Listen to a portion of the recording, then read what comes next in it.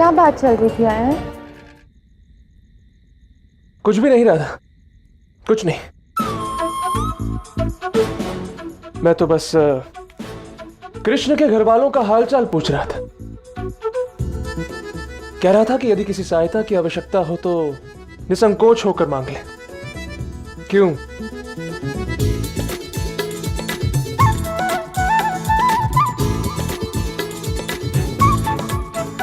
विचित्र है, इस कृष्ण ने अयन पर भी जादू चलाकर अपने पक्ष में कर लिया।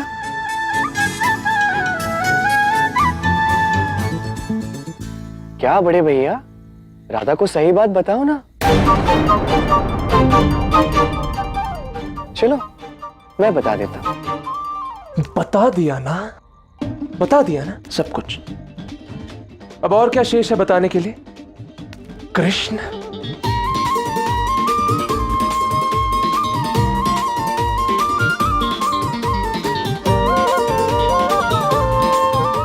अब राधा से भी क्या छिपाना, आपने तो बताया ही नहीं कि आवश्यकता पड़ने पर आप अपनी शस्त्र विद्या से भी हमारी सहायता करोगे। क्यों? सच में राधा?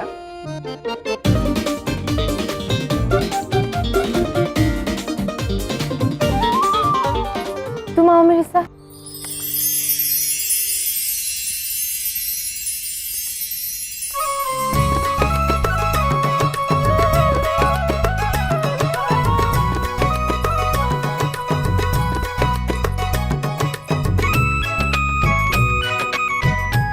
क्या हुआ, बता तो दिया बड़े भैया क्या कह रहे थे।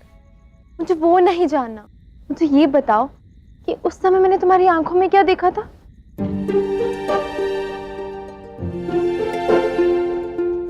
तो कहा ना, फिर देख जाएगा।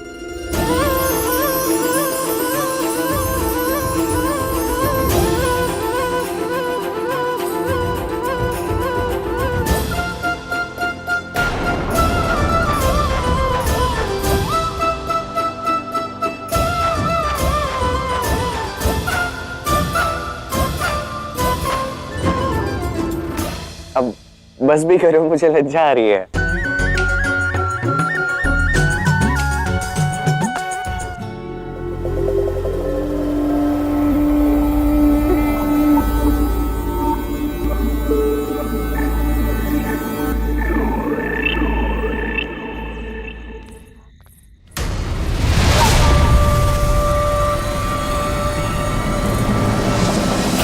क्यों जीजी, राधा और कृष्ण का विवाह क्यों अनुचित है? क्या कृष्ण में कोई खोट है? अरे नहीं नहीं, कृष्ण तो मुझे भी बहुत प्यारा लगता है, उसमें कोई खोट नहीं, सिवाय कि वो गोकुल के वासी है और कंस का क्रोध सारे गोकुल वासियों पर परछाई बनकर मंडरा रही है। तुम समझ रही हो ना कीर्तिदा, अगर कंस को सूचना मिल गई ना कि नंद परिवार और सारे गोकुलवासी यहां बरसाने में हैं, तो सोचो कीर्तिदा, जो कंस गोकुल को जलाकर भस्म कर सकता है वो बरसाने पर आक्रमण करेगा ही।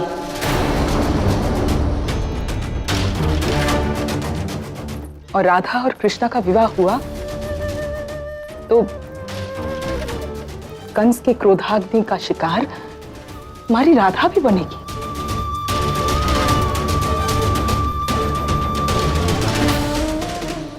मैं होती ना कीर्तिदा, तो कभी नहीं चाहती कि मेरी बेटी का जीवन विवाह के पश्चात इस तरह संकट में घिर जाए। बात तो आपकी अनुचित नहीं है जीजी।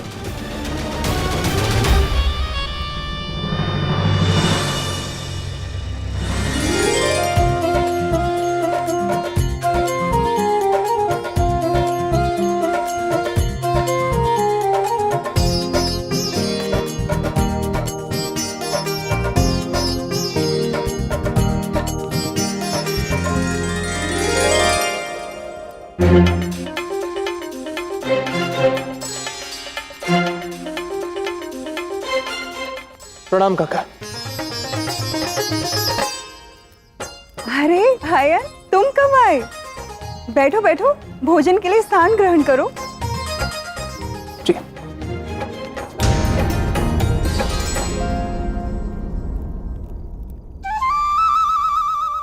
तो कृष्ण राधा के साथ भोजन करने की जुगत लगा रहा है।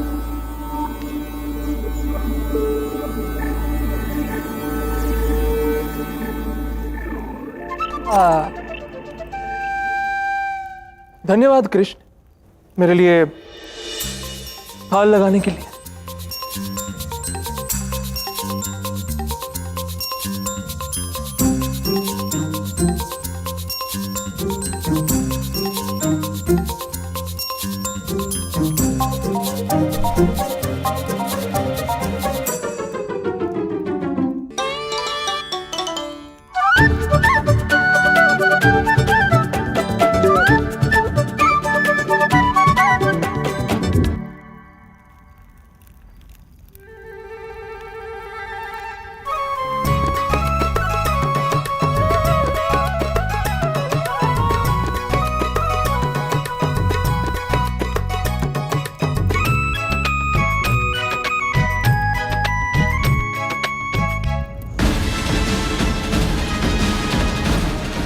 माँ, माँ कहाँ जा रही हो?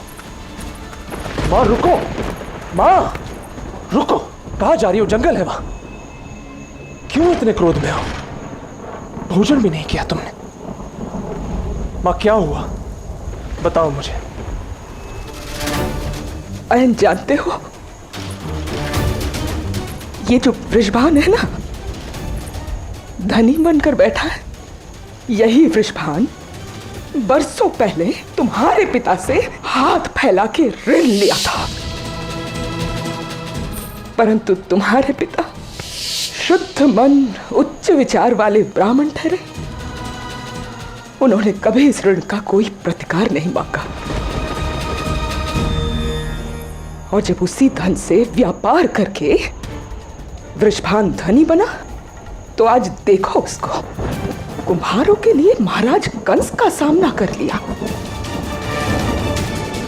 जिस नंद से बरसों से मिला नहीं, उसकी मित्रता के लिए पूरे गोकुलवासियों को यहां बरसाने में शरण दे दी।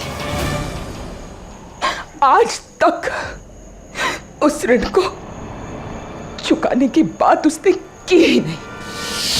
तब एक दिन मैंने उपहास में उस वृषभान से उसकी आधी संपत्ति मांगी, तो उसने जाकर तेरे पिता से कहा, पद जी आप मेरे बड़े भाई जैसे हैं। मुझे बहुत बुरा लगा, आपको धन की आवश्यकता थी, ये बात मुझे भाभी से पता चली। मुझे बताया क्यों नहीं?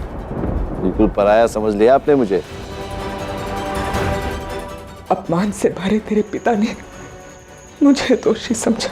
गोद में था तू मेरी, जब तेरे पिता ने मुझे मेरे ही घर से बाहर जाने का मार्ग दिखा दिया।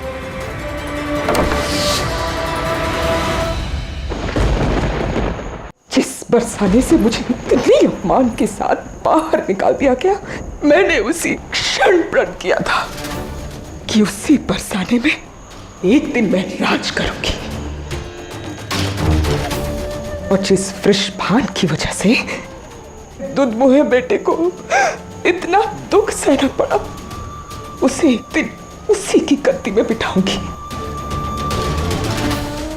इसीलिए मैंने तुझे वो सारी शिक्षा दिलवाई जो एक राजा में होनी चाहिए,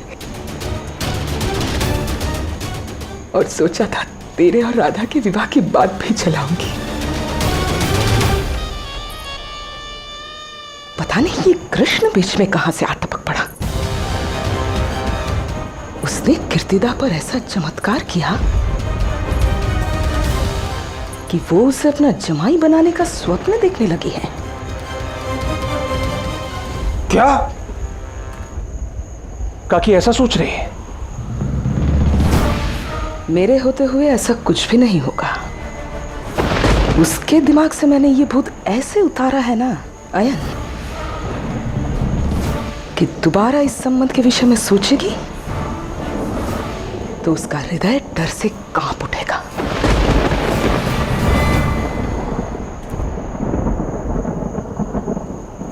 काकी को तो डरा दिया, किंतु अब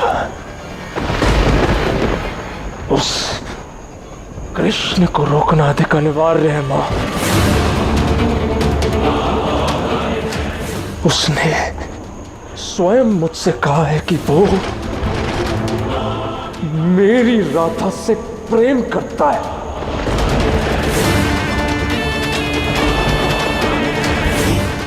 कृष्ण,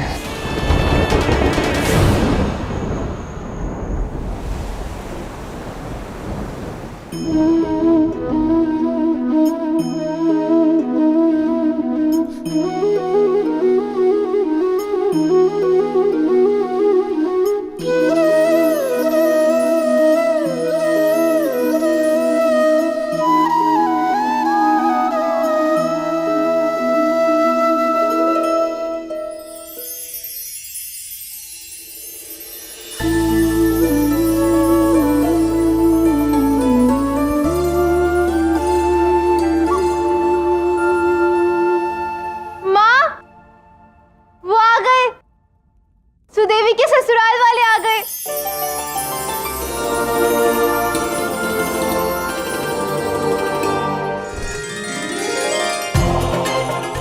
आइए मुखिया जी। सुदेवी के विवाह की बहुत बहुत बधाई हो आपको। आपको भी। ये बरसाना की ओर से शगुन है।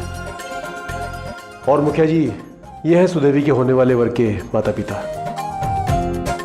सुदेवी केवल आपकी ही पुत्री नहीं बल्कि पूरे बरसाना की पुत्री है। उसका विवाह हम ऐसे धूमधाम से करेंगे कि जिसकी चर्चा 108 गांवों में आने वाले कई वर्षों तक होती रहेगी। किंतु काकी, सुदेवी कहाँ पे है? अपने कक्ष में।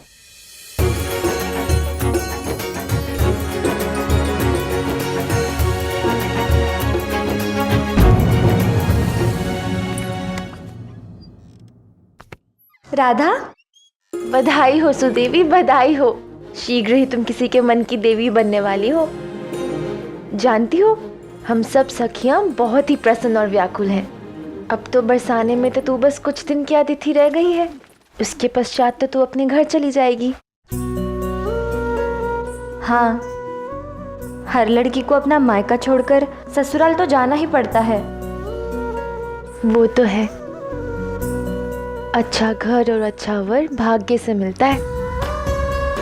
और पता है, मैं कल ही माँ से बोल रही थी कि काका ने तुम्हारे लिए बहुत योग्य वर चुना है। बस अब शीघ्र ही विवाह का दिन आ जाए, फिर हम सब खुलकर नाचेंगे, गाएंगे, झूमेंगे और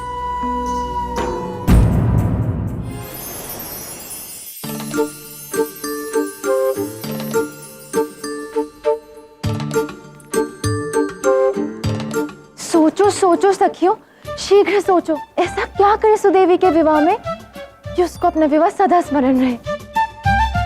क्यों ना हम सब मिलकर सामूहिक नृत्य का आयोजन करें? निसंदेह मैं और राधा जब नृत्य करेंगे तो दर्शक शेष सब कुछ भूल जाएंगे। क्यों राधा? नहीं आया, यदि नृत्य का कार्यक्रम ही करना है तो केवल तुम और मैं ही क्यों? हमें पूरे बरसाना के लोगों की आवश्यकता पड़ेगी, है ना? चिंता की क्या बात है बड़े भैया, हम हैं ना।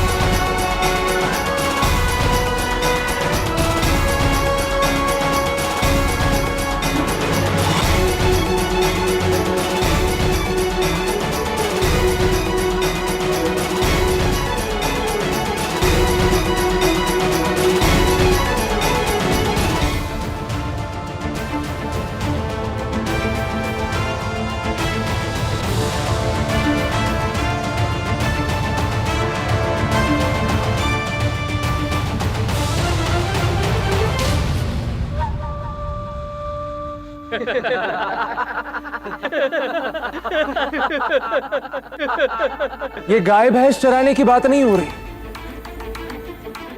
नृत्य करना है जो कि एक कला है। कभी किया भी है नृत्य? नृत्य तो कभी किया नहीं है,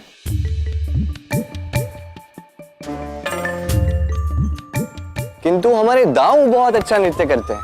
क्यों दाऊ?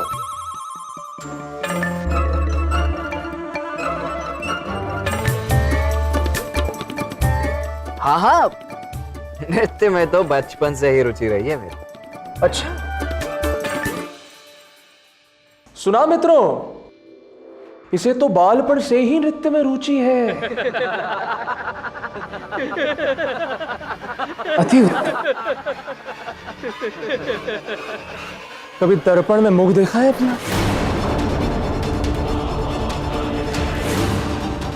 बलराम पहलवानों का काल अखाड़े में, मंच पर नहीं। और जानते क्या हो तुम नृत्य के बारे में? क्या क्या जानते हो तुम? हस्त मुद्राएं, पग तत्कार, क्या आता क्या है तुम्हें? लय ताल कुछ समझ में आता है?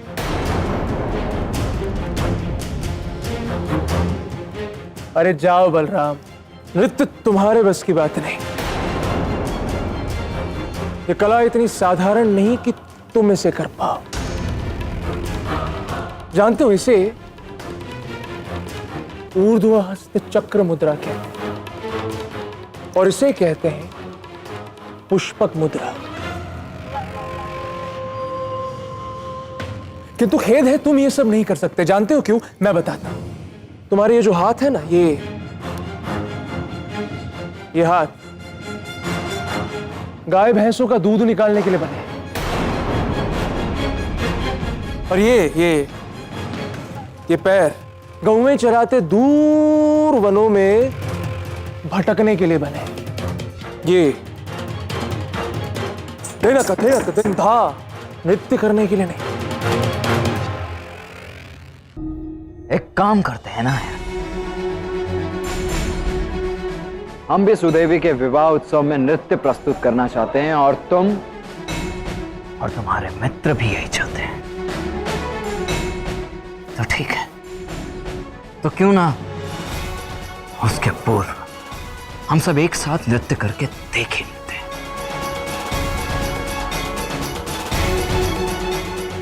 संभव है फिर तुम्हारा विचार बदल जाए।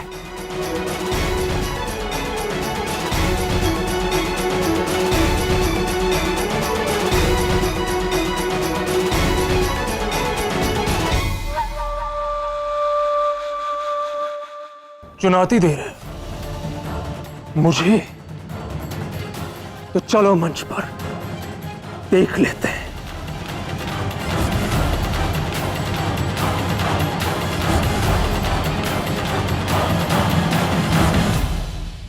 अरे राधा राधा राधा,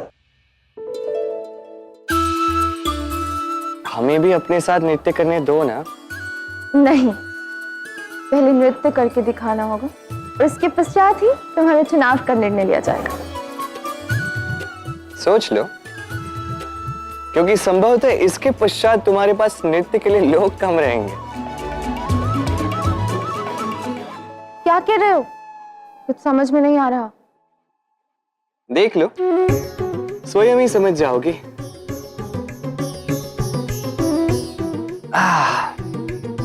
मुझे बहुत भूख लगी है, मैं जाता हूँ भोजन करने। वैसे भी अब जो होने वाला है वो मुझसे देखा नहीं जाएगा।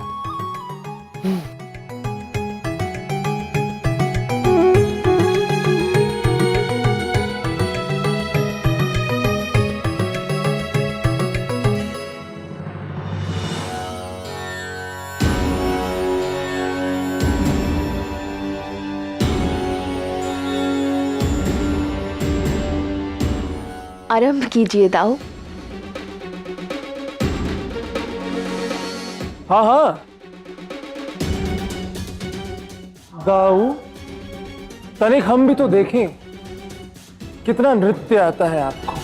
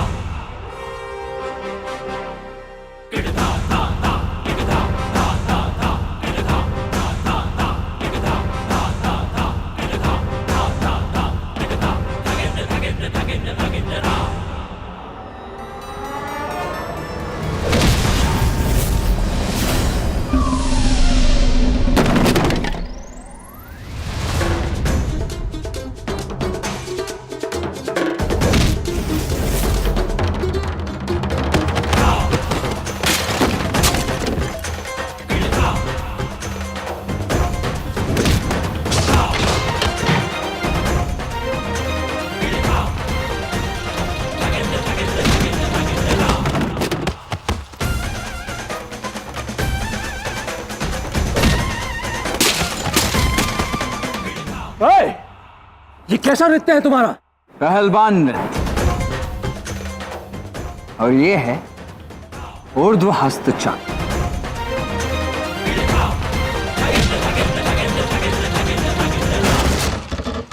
अयन,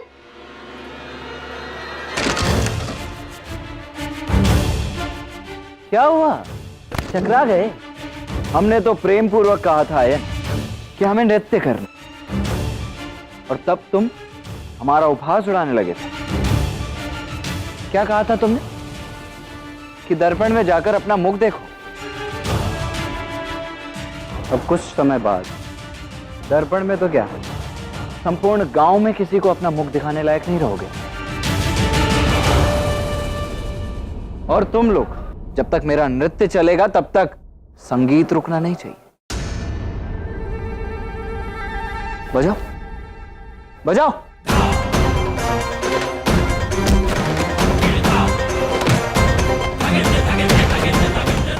बस बस, देख लिया तुम्हारा ये नृत्य, अब बंद करो इसे, बंद करो। अरे अभी कहां, ये तो लास्ट से था अयन।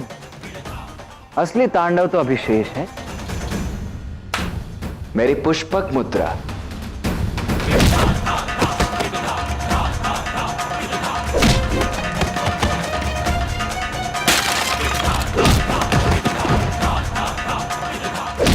अरे कोई मेरी सहायता करो, मैं फंस गया हूं यहां पर। अरे सहायता करो मेरी मूर्खों। अब ये देखो, साल का तोड़ा।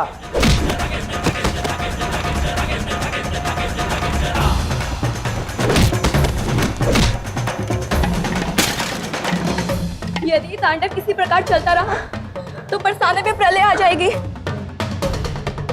नृत्य के लिए कोई नहीं बचेगा, किंतु इन्हें रोकेगा कौन?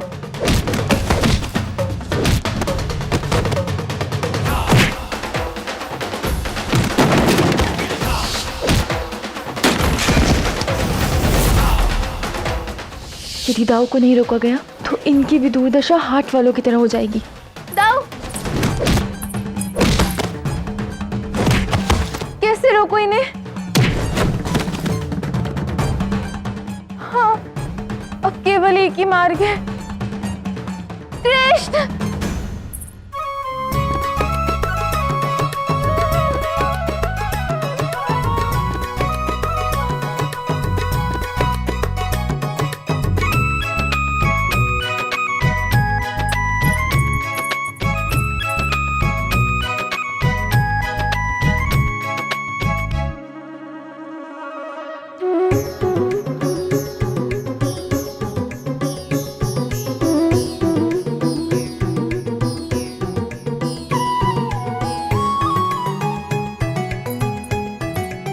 कृष्ण, अपने दाव को रोको। मेरे दांव एक बार शुरू हो जाते ना फिर रुकते नहीं है।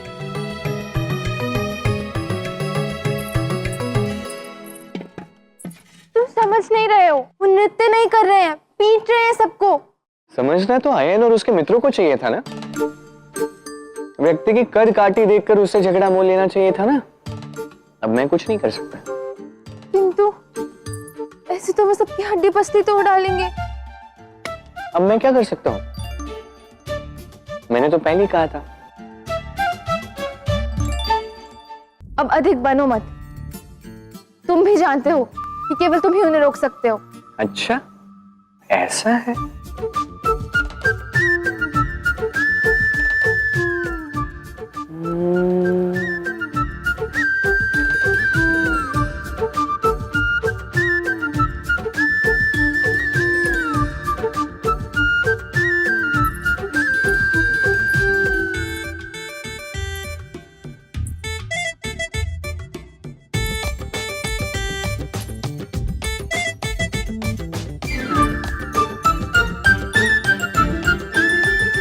ठीक है,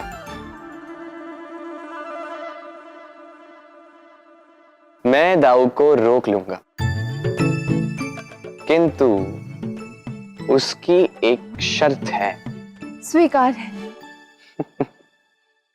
इतनी भी क्या शीघ्रता है? पहले शर्त तो पूछ लो, फिर तुम कहोगी मैंने तुम्हें फंसाया। अच्छा ठीक है, बताओ क्या शर्त है तुम्हारी?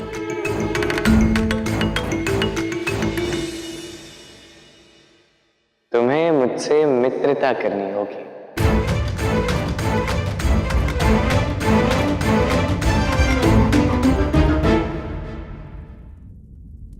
अवसर का लाभ उठाना तो कोई तुमसे सीखे। अवसर का लाभ उठाना होता तो शर्त नहीं बताता। भलाई का तो कोई मोल ही नहीं रहा।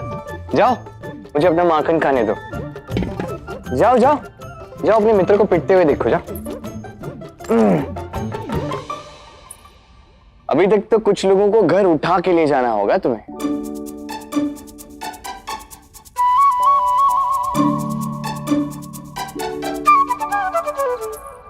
वैसे मुझसे मित्रता करने में समस्या क्या है? क्योंकि तुम और तुम्हारी बातें दोनों मुझे समझ में नहीं आती। फिर तो मित्रता और भी आवश्यक हो जाती है। मित्र बने बिना ना तुम मुझे समझ पाओगी ना मेरी बातों को। पर तुम्हें मेरा मित्र क्यों बनना है? तो सुनो 100 बात की एक बात। जिस लड़की से मैं प्रेम करता हूं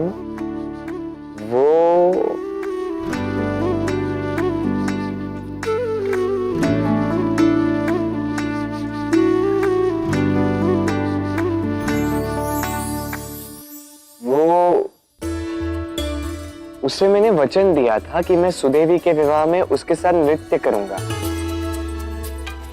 अब मुझे तो नृत्य आता नहीं है, और वो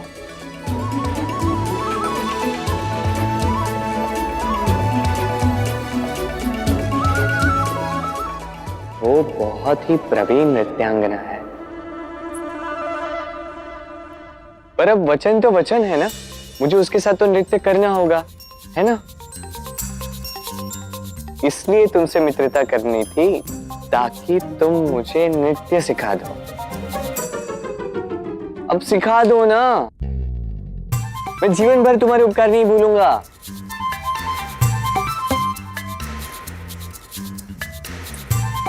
यही अवसर है। यदि कृष्ण ने से सीधे सीधे उस लड़की का नाम पूछा तो वो कभी नहीं बताएगा, किंतु मित्रता का झूठा नाटक करने से अयन और इसके साथी भी बच जाएंगे और उस लड़की तक पहुंचने में सरलता भी होगी, ताकि उसका जीवन इस कृष्ण के मायाजाल से बचा सकूं। हे महादेव, खड़े खड़े इतनी बड़ी योजना बना ली। क्या योजना? कैसी योजना? मैं क्यों बनाऊंगी योजना? नहीं नहीं, तुम इतना सोच विचार कर रही थी तो मुझे लगा कहीं कोई योजना तो नहीं बना रही हो। ऐसा कुछ नहीं है। वो माँ ने बचपन से सिखाया है, जीवन में कोई भी निर्णय लेना हो तो सोच समझ कर लेना चाहिए। और हमारी मित्रता होगी तो लंबी चलनी चाहिए, इसलिए सोच समझकर विचार करके निर्णय ले रही थी। तो क्या निर्णय लिया? हाँ ठीक है, आज से हम मित्र हैं।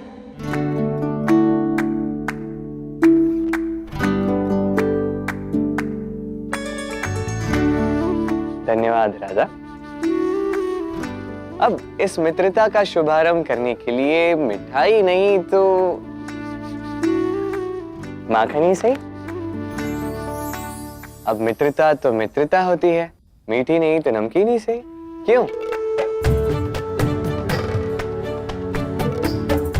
हाथ आगे करो। अरे इतना नहीं।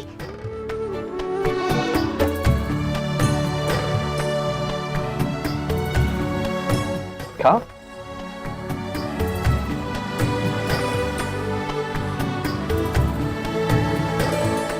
अब शेष का क्या करूं?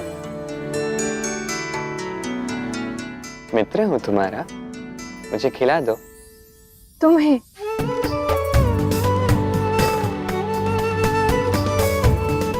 झूठा? मुझे झूठा नहीं लगता।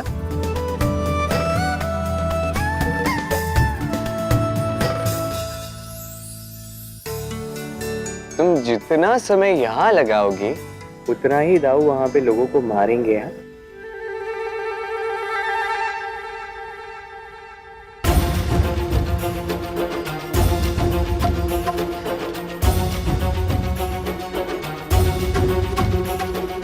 कृष्ण है विस्तार यदि तो सार है राधा। कृष्ण की हर बात का आधार है राधा। राधा बिना कृष्ण नहीं, कृष्ण बिना नहीं राधा। जिस कण में राधा बसी उस कण में बसे हैं कृष्ण सदा से।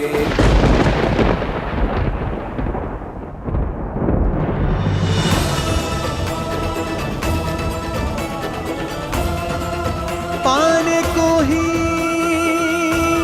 प्रेम करे। अब चलो भी, यहीं रुकने का विचार है। रुक तो और 100 वर्ष भी सकते थे, किंतु समझाना भी तो है। समझाना है? क्या और किसे? दाऊ को समझाना है ना, है ना? तो चलो। आप रुको।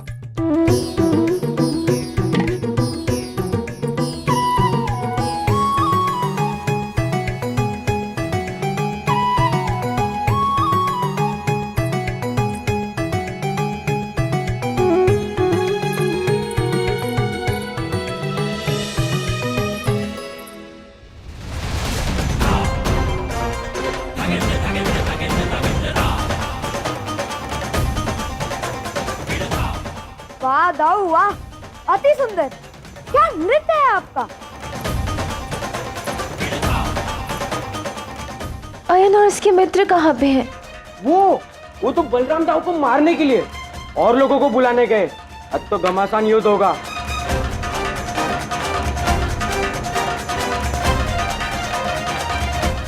बस हो गया दाऊ, ठीक है।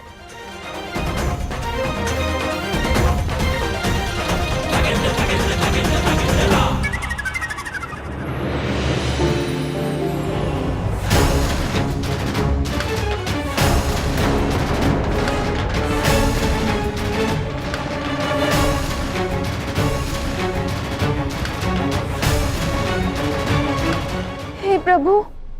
हाँ बोलो। तुम्हें नहीं कह रही।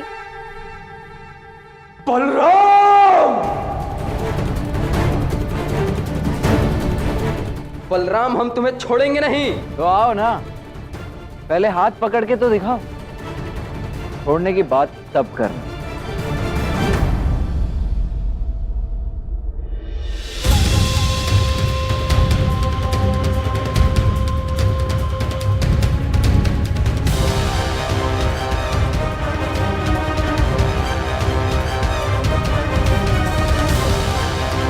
इसकी ऐसी दशा करेंगे कि महीनों तक अखाड़े में पांव तक नहीं रख पाएगा। रुको है।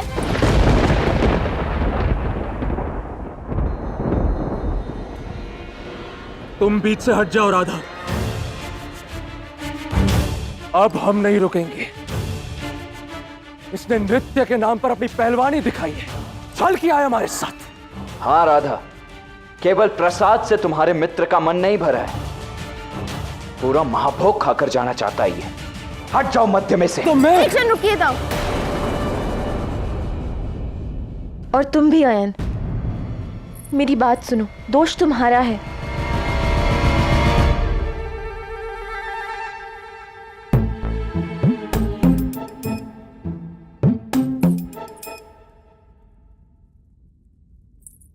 मैं भी तो कब से यही कह रहा हूं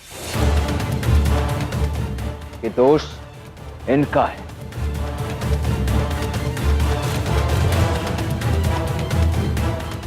राधा, ठीक कह रही हो, आरंभ तो तुम ही नहीं किया है ना। वो लोग तुमसे लड़ने नहीं आए थे, नृत्य में भाग लेने आए थे अयन। तुम्हें दाव का अपमान और उपहास नहीं करना चाहिए था। तो इसे नृत्य आता भी कहां है? तो सीधे सीधे मना कर देते ना। लड़ाई मोल लेने की क्या आवश्यकता थी? मुझे और लड़ाई नहीं चाहिए, बस सुदेवी का विवाह है, कोई रणभूमि नहीं।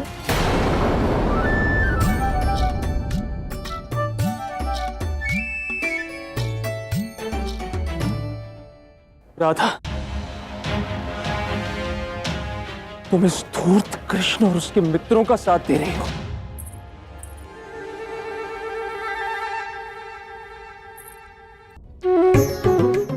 अब राधा हमारा साथ दे रही है, उसके दो कारण हैं। पहला ये कि दाऊ ने ये सब आरंभ नहीं किया था। अब ये बात तो राधा ने भी स्वीकार कर ली है ना? और दूसरा कारण ये कि अब राधा की और मेरी मित्रता जो हो गई है,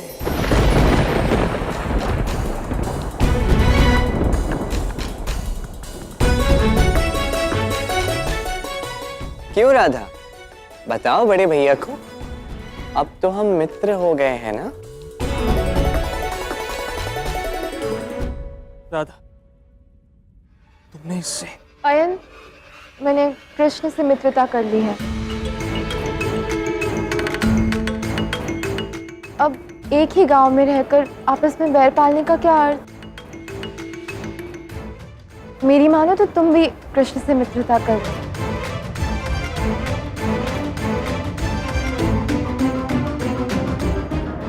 मुझे किसी से कोई मित्रता नहीं करनी।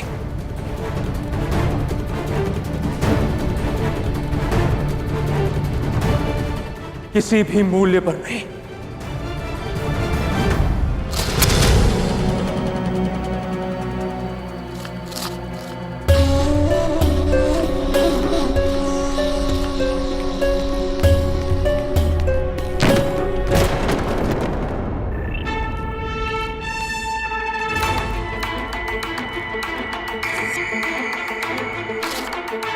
क्या हुआ?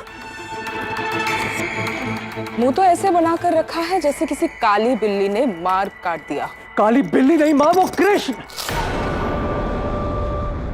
कृष्ण, अब तक तो वो केवल मेरे मार्ग में आता रहा है, किंतु आज वो मेरे लक्ष्य के बीच में आया है मां। उसने अपनी चतुरता से राधा को अपने माया जाल में फंसाकर उसका मन परिवर्तित कर दिया मां, मित्रता कर ली उससे। सीमा तो तब पार हो गई जब मेरी राधा ने सबके साथ मुझे अनुचित सिद्ध करके उस कल के आए ग्वाले का पक्ष लिया। कहा था उस ग्वाले से कि अपनी मर्यादा में रहना अन्यथा। बस मां, अब बहुत हो गया। अब मेरे मन की अग्नि केवल तभी शांत होगी जब मैं उस कृष्ण को उसके इस दुस्साहस का दंड अपने शस्त्र से दूंगा। मैंने पहले भी तुमसे कहा था ना आयन, ये जो युद्ध है इसमें शस्त्र नहीं, बुद्धि का प्रयोग करना होगा। चुपचाप मौन रहकर तमाशा देखना सीख लो, क्योंकि जो राजा होते हैं ना, वो स्वयं अपने हाथ से कुछ करते नहीं, चुपचाप बैठकर सब कुछ देखते रहते हैं। तुम भी सीख लो। कैसा राजा? आयन, तुमने एक बाण से 2 लक्ष्य भेदने की बात तो सुनी होगी, है ना? तुम्हारी माँ ने एक बाण से 3 लक्ष्य भेदे हैं। मैंने महाराज कंस को एक पत्र भेजा है, और क्या लिखा उस पत्र में? कि वृषभान ने उनके साथ विश्वासघात किया, उनके आदेश के विरुद्ध जाकर नंद और उसके परिवार और सारे गोकुलवासियों को यहाँ बरसाने में शरण दी। ये कैसी चाल? माँ, हम भी बरसाना में रहते हैं, और जब महाराज को पत्र मिलेगा वो तो पूरे बरसाना पर आक्रमण कर देंगे। यही तो मैं चाहती हूँ आयन। कंस के हाथों वृषभान की मृत्यु, और कंस के ही हाथों तुम्हें बरसाने की गद्दी और मुकुट की प्राप्ति। किंतु कैसे? वो ऐसे कि मैंने उस पत्र के साथ अपनी एक पहचान चिन्ह भी भेजा है।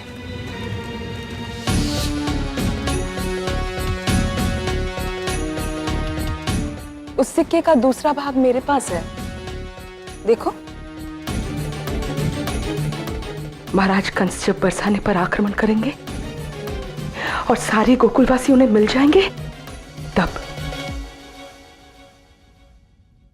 मैं ये सिक्का दिखाकर अपनी पहचान बताऊंगी उन्हें कि मैंने ही उनकी सहायता की है, और उसके बदले तुम्हारे लिए बरसाने की गद्दी मांग लूंगी।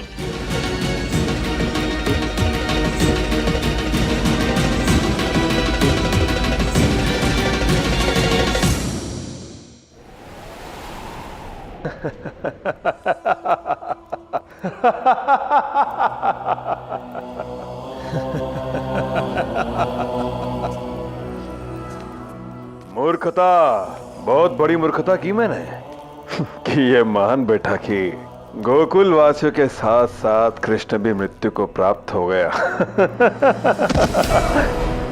क्यों? हुई ना मुझसे मूर्खता? हुई ना?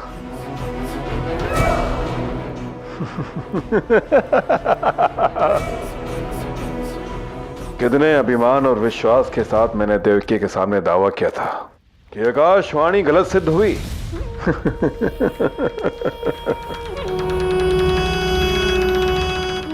पर इस छोटे से पत्र ने मेरे दावे को चुनौती दे डाली।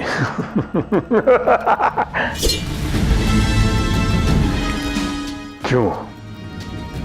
हुआ ना मैं दोषी सिद्ध? कर बेटा ना भूल। किंतु महाराज, संभव है ये पत्र झूठा हो, हमें भ्रमित किया जा रहा हो। झूठ और सच का तो पता नहीं, परंतु ये निश्चित है, इस कथा का आरंभ और अंत एक ही है। कृष्ण कृष्ण कृष्ण।